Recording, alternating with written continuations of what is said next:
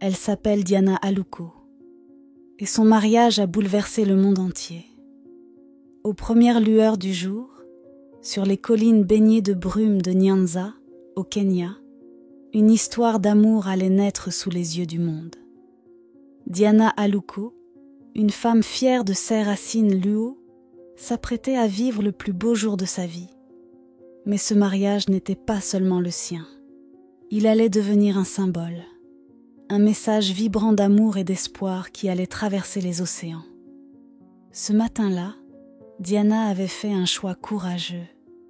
Elle n'avait pas voulu d'une cérémonie moderne et aseptisée. Non, elle avait choisi de revenir aux sources, d'honorer les traditions séculaires de ses ancêtres. Parce qu'elle savait qu'en partageant ces rituels, elle ouvrait à son époux blanc la porte de son monde, de son identité, de son âme. Dans la cour familiale, les femmes, parées de tissus éclatants, s'activaient. Elles tissaient la magie de cette journée unique à travers des gestes appris depuis des générations. Ces demoiselles d'honneur, vêtues de longues robes noires ornées de perles dorées, entouraient Diana d'une force douce. Chaque perle brillait comme un rappel.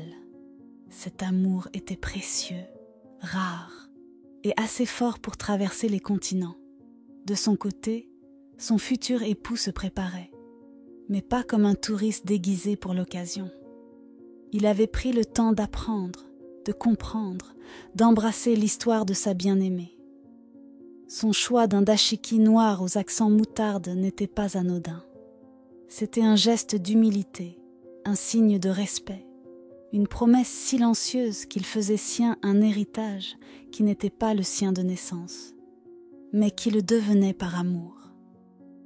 Quand Diana, guidée par ses tantes et ses cousines, fit son entrée sur le terrain sacré, des murmures de bénédiction l'enveloppèrent comme une écharpe invisible. Les aînés, ces femmes aux yeux marqués par les années, ne voyaient pas dans cette union une trahison des traditions, mais au contraire leur évolution naturelle.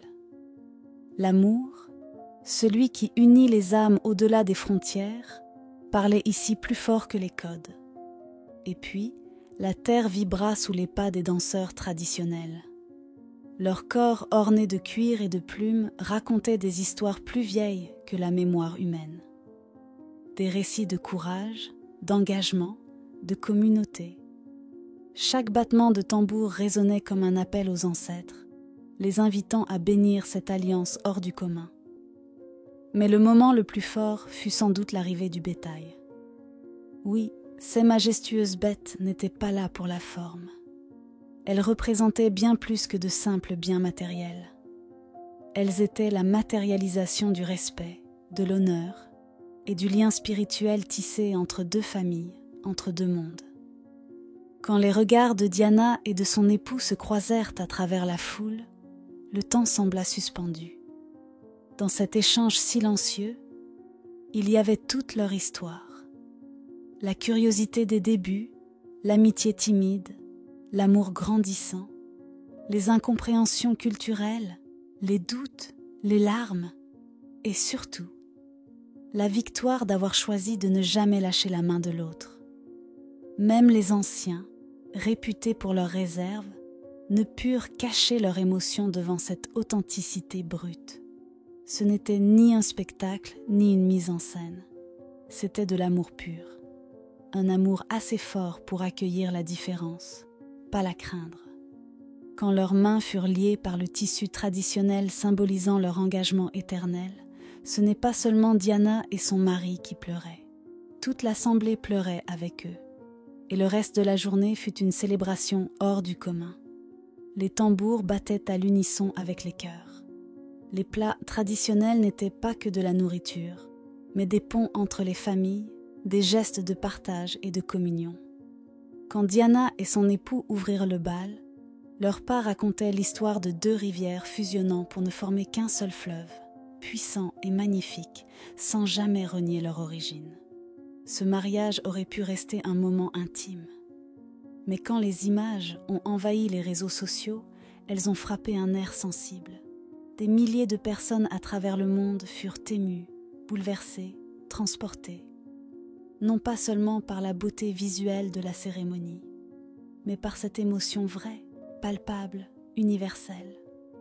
Les internautes du monde entier ont vu dans cette cérémonie le reflet d'une Afrique fière, digne, rayonnante, une Afrique qui sait accueillir l'autre sans renier son identité. Cette journée a été un cri d'amour adressé à l'humanité tout entière.